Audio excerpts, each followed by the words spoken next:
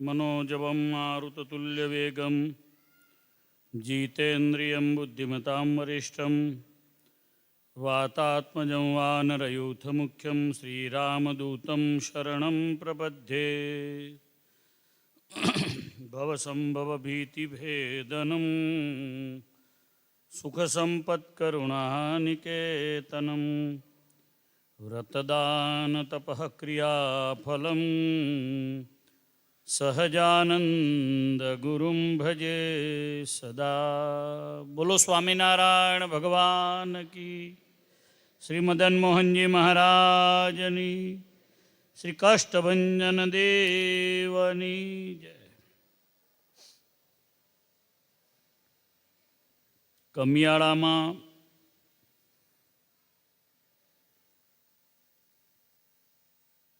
સ્વામિનારાયણ ભગવાનની પ્રસાદીની આ પવિત્ર ભૂમિમાં બિરાજતા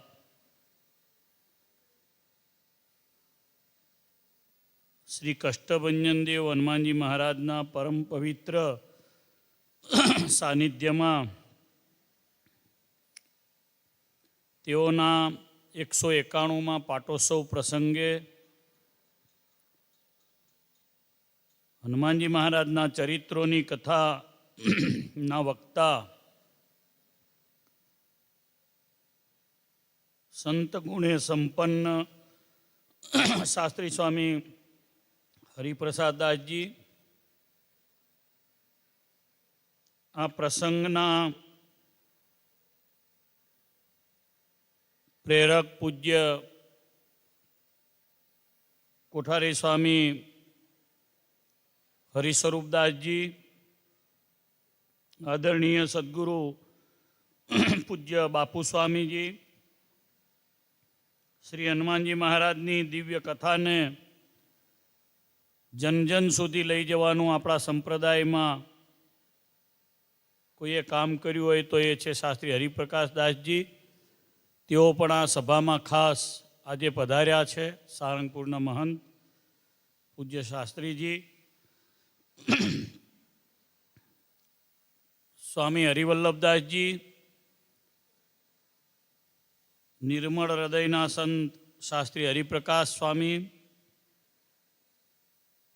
આદરણીય સંતોમાં પૂજ્ય ચંદ્રપ્રસાદ સ્વામી વગેરે સૌ સંતો, સ્વામિનારાયણ ભગવાનના લાડીલા કથાના યજમાન, સુવર્ણ સિંહાસનના મુખ્ય યજમાન, પાટોત્સવના યજમાન, અનેક મંદિરની અંદર અલગ અલગ નાના મોટા સેવાના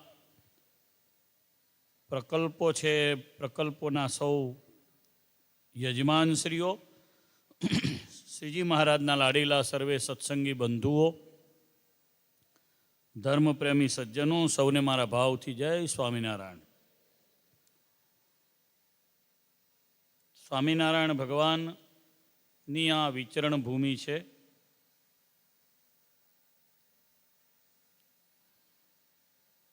ભગવાને મોટા સંતોને સંપ્રદાયની જે જવાબદારી સોંપી એમાં યોગીરાજ ગોપાળાનંદ સ્વામીએ સ્વામિનારાયણ ભગવાનના અક્ષરધામ ગમન પછી 22 વર્ષ સુધી સતત સત્સંગની કમાન સંભાળી વડતાલ દેશ અને અમદાવાદ દેશ બંને દેશનું બધી પ્રકારે નેતૃત્વ કર્યું છે. એના સંપ્રદાયના આશ્રિત સર્વે સત્સંગીઓને સુખી બનાવવા માટે સ્વામીએ પોતાના શિષ્ય મંડળ દ્વારા સંપ્રદાયની પુષ્ટિ થાય, સત્સંગને બધા પ્રકારે સુખ રહે એવા અનેક કામો કર્યા છે. આ સંપ્રદાય સ્વામિનારાયણ ભગવાને સ્થાપેલો આ દિવ્ય સત્સંગ ગુરુદેવ ગોપાળાનંદ સ્વામીનો કાયમ ઋણી છે. કારણ કે સ્વામીએ બહુ નાની નાની બાબતમાં ધ્યાન આપ્યું છે. શ્રીજી મહારાજ ધામમાં પધાર્યા ત્યારે સંપ્રદાયની ધર્મધુરા આવો વિશાળ સત્સંગ જે ફેલાઈ ગયો હતો એને ધર્મથી, જ્ઞાનથી, વૈરાગ્યથી ને ભક્તિથી ભીંજાવા માટે સંતોની ફોજ આખી હતી, પરંતુ એ બધાને એક માળામાં રાખવાનું કામ, બધાને એક સરખી રીતિ, નીતિ, ધર્મ એનું કામ ગુરુ ગોપાળાનંદ સ્વામીએ કર્યું હતું. સ્વામિનારાયણ ભગવાનના સમયથી એમને આજ્ઞા કરી કે અમારા સત્સંગીઓએ પોતાની વૃત્તિથી ઉપજો ધન અને ધાન એનો 10મો 20મો ભાગ ભગવાનને અર્પણ કરવો, દેવને અર્પણ કરવો, આવું લખ્યું. તો એ જે કાર્ય છે સ્વામીએ બહુ સુપેરે વર્ષો વર્ષ 22 વર્ષમાં મોટા ભાગના વર્ષોમાં વડતાલ દેશમાં એટલે ધોલેરા, ગઢડા, જુનાગઢ અને વડતાલ ચારે ચાર મોટા મંદિરોની અંદર સ્વામીએ બહુ ધ્યાન રાખી અને ધર્માદાની પ્રથાને જન સુધી લઈ જવાનું કામ, પોતાના મંડળના સાધુને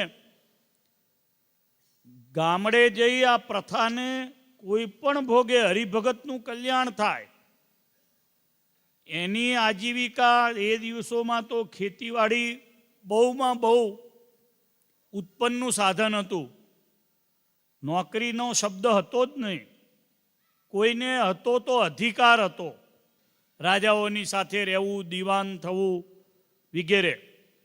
હવે એમાં તો ગામોના ગામ મળતા, પરંતુ સ્વામીએ એવા સત્સંગીઓને ઘડ્યા, જેમ કે એમના મેન શિષ્યો પૈકીમાં એક હરિહરિયાનંદ સ્વામી હતા.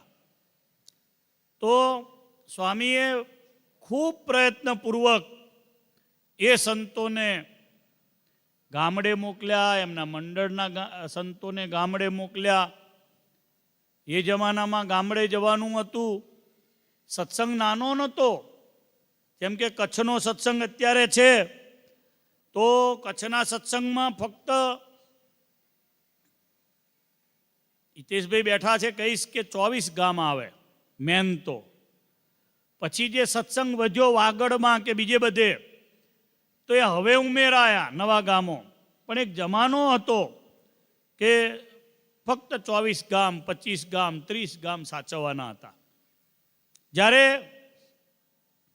સ્વામીને, સદગુરુ ગોપાળાનંદ સ્વામીને 4 મોટા મોટા પ્રાંત સાચવવાના હતા, જેમ કે જુનાગઢ, જેમ કે ધોલેરા. તો આ દેશમાં લગભગ મને ખબર છે ધોલેરાની અંદર 45થી વધારે ગામ સીધા મદન મોહનજી મહારાજના તાબાના મોટા મોટા ગામ છે.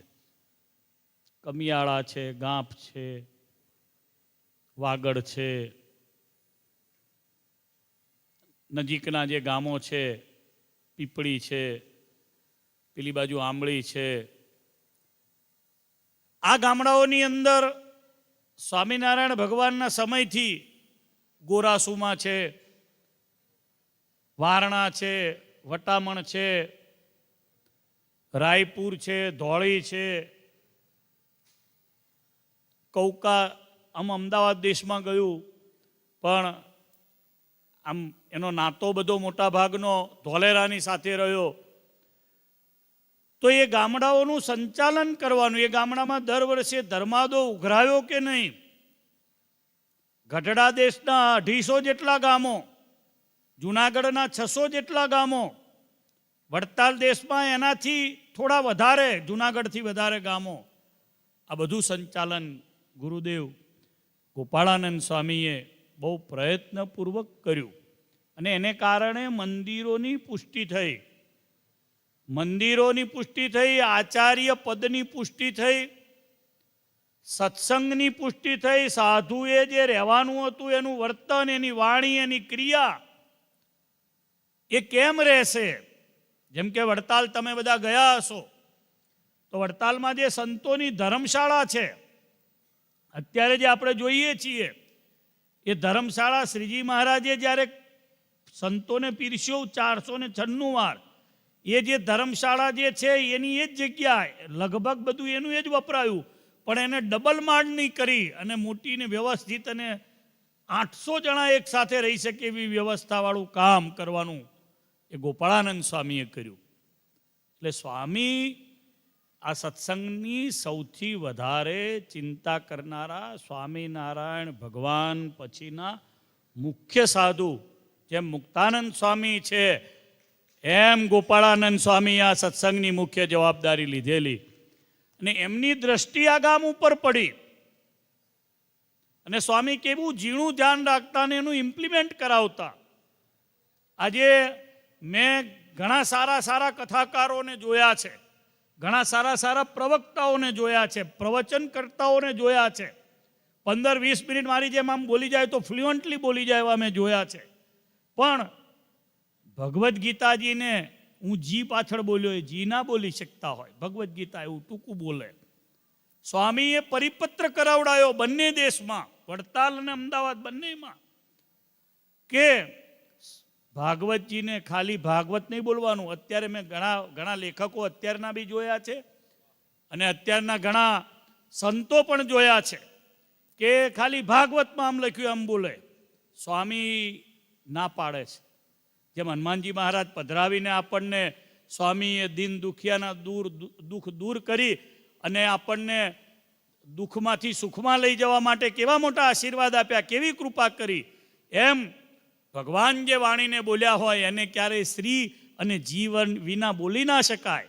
ભગવાન અને ભગવાનના ઋષિ મુનિઓ સંતોએ જે વાણીને પોતે ત્રિકાળ જ્ઞાનને પ્રાપ્ત કરી અને પ્રાપ્ત કરી હોય એવી વાણીને તમે કેવી રીતે તુકારાના શબ્દોથી બોલી શકો? એટલે સ્વામીએ પરિપત્ર કર્યો કે વડતાલ દેશ અને અમદાવાદ દેશમાં રહેતા બધા સંતો હરિભક્તો બધાએ આજથી ભાગવતને શ્રીમદ ભાગવતજી કહેવું. આ બહુ નાની વાત છે પણ બહુ મોટી વાત છે. ભગવદ્ ગીતાને શ્રીમદ ભગવદ્ ગીતાજી આવું કહેવું, આવો પરિપત્ર કર્યો. અને ગામે ગામ હું પ્રસાદીનો પરિપત્ર મેં વાંચેલો છે એટલે તમને કહી રહ્યો છું કે આવું કામ, સત્સંગના પાયાનું કામ, સત્સંગને ભવિષ્યની અંદર શું જરૂર પડશે એ કામ ગુરુદેવ ગોપાળાનંદ સ્વામીએ કર્યું હતું. એને પુષ્ટિ આપવાનું કામ. મને યાદ આવે છે શાંતુ બાપા અહીંયા હતા અને બાકી બધા હરિભક્તો, મને બધાના નામ નથી આવડતા. જે બાપાનો જે ફોટો છે દેવીસિંહ બાપુ, આ લગભગ વડતાલના સમૈયાઓ કરનારા હરિભક્તો છે.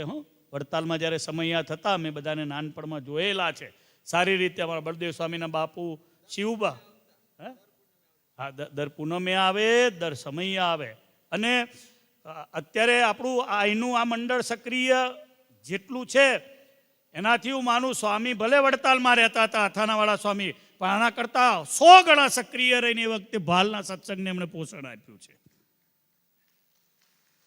અંદરની વાત કરું તો કોઈને ઇલેક્શનનું, આપણું જ્યાં વડતાલનું ઇલેક્શન હોય, કોઈને લડવું હોય તો અથાણાવાળા સ્વામી ચિઠ્ઠી લખી આપે, ખાલી ચિઠ્ઠી લખી આપે. ખાલી ચિઠ્ઠી લખી આપે.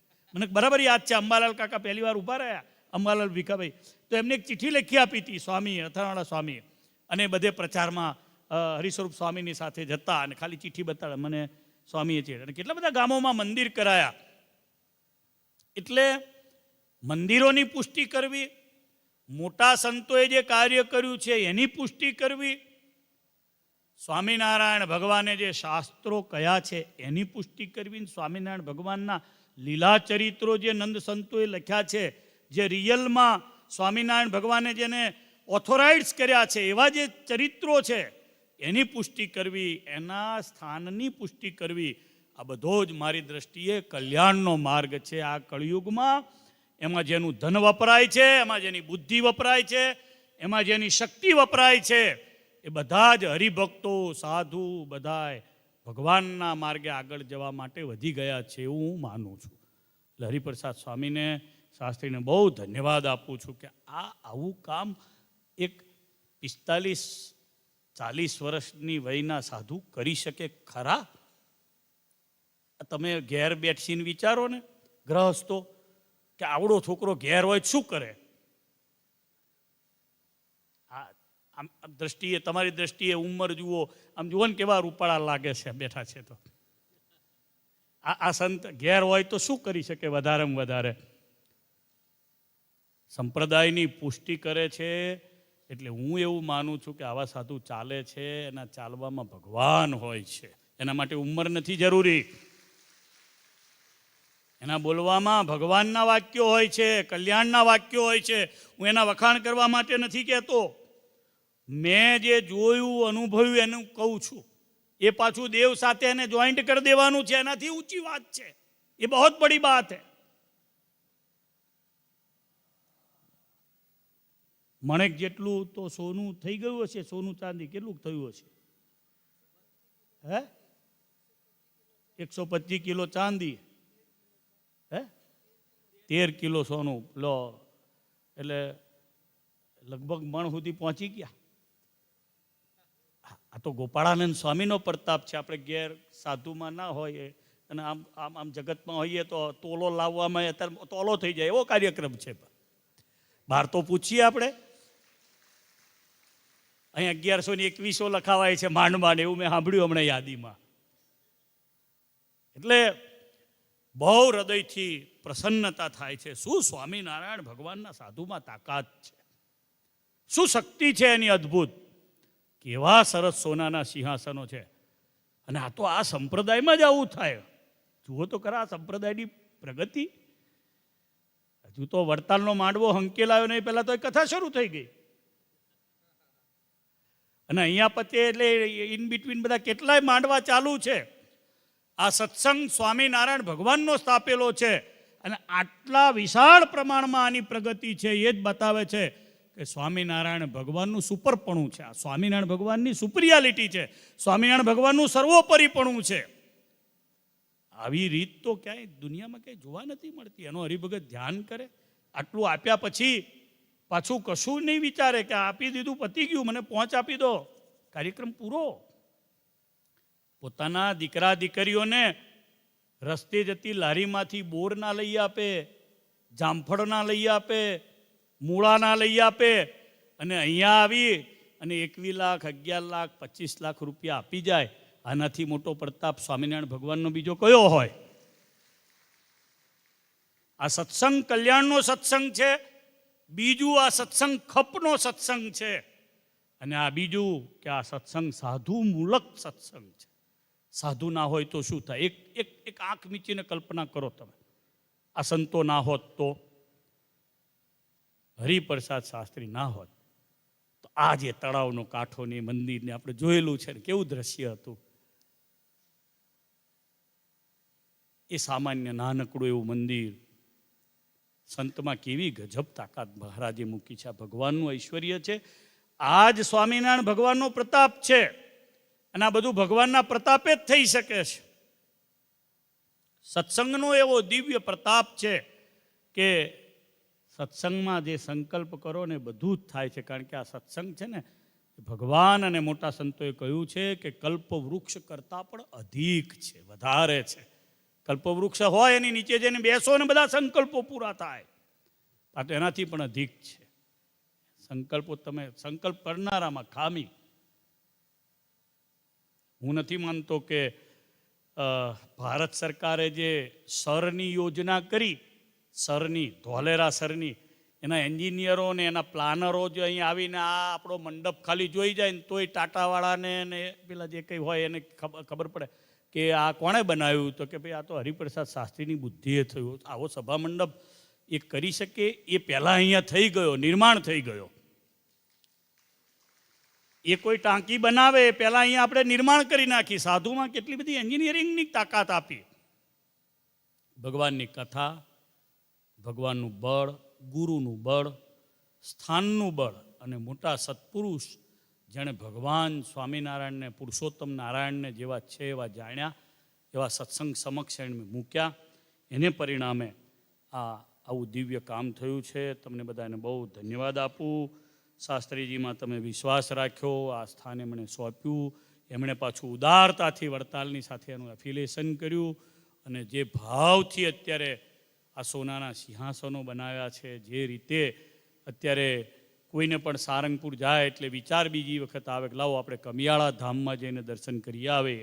એમાં એ તળાવની પાળ, સુંદર મજાના હનુમાનજી મહારાજનું દિવ્ય સ્વરૂપ, અદ્ભુત. આ સંપ્રદાયમાં મેં ઘણા મંદિરો એવા જોયા કે કેટલાક મંદિરોમાં વિઘ્નેશની મૂર્તિ નથી, પણ હનુમાનજી મહારાજની મૂર્તિ તો છે ને છે. હું પાલેજ પાસેના સારિંગ ગામમાં ગયો. સદગુરુ ભાઈ રામદાસ સ્વામીનું એ ગામ, એટલે સ્વામિનારાયણ ભગવાનના સિનિયર મોટા ગુરુભાઈ એમનું ગામ.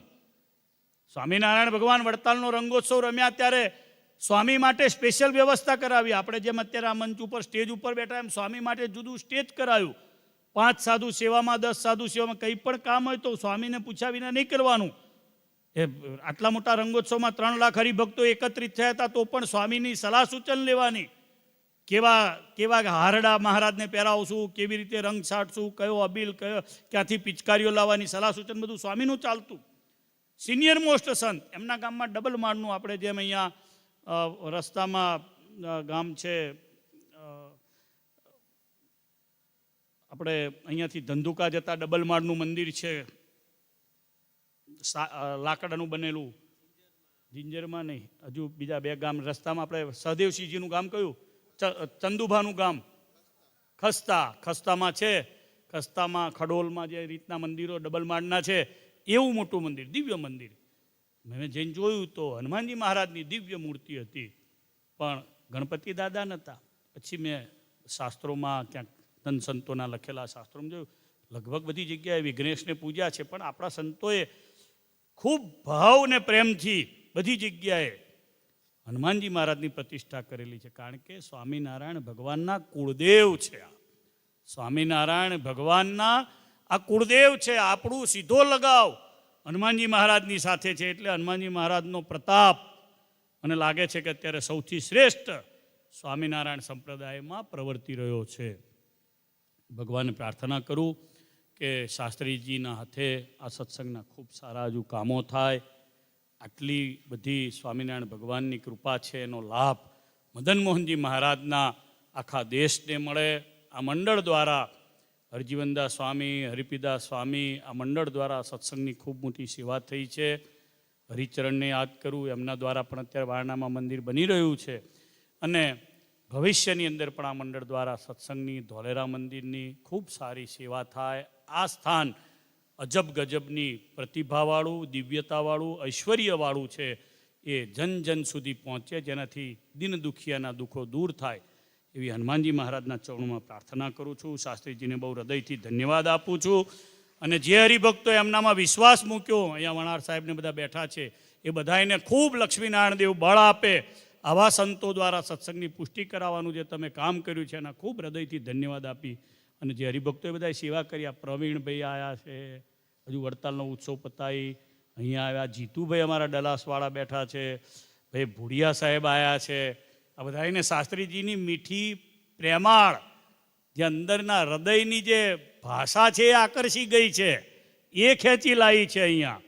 અને એમણે અનેકોની પાસે સેવાનો પણ પ્રેરણારૂપ બન્યા હશે. ભગવાન પ્રાર્થના કરું જે હરિભક્તોએ સેવા કરી છે અને મદન મોહનજી મહારાજ ખૂબ બળ, બુદ્ધિ, શક્તિ આપે, ધર્મ જ્ઞાન આપે. અને ભગવાનની બધાએ ખૂબ સેવા કરીએ. આપણે કરીને જે કરવાનું છે એ ભગવાનને રાજી કરવાનું છે. એ મોટું કામ, મનુષ્ય દેહનો સૌથી ઉત્તમ લાભ તમે લઈ રહ્યા છો, એ કાયમ લેતા રહેજો. સૌને મારા ભાવથી જય સ્વામિનારાયણ.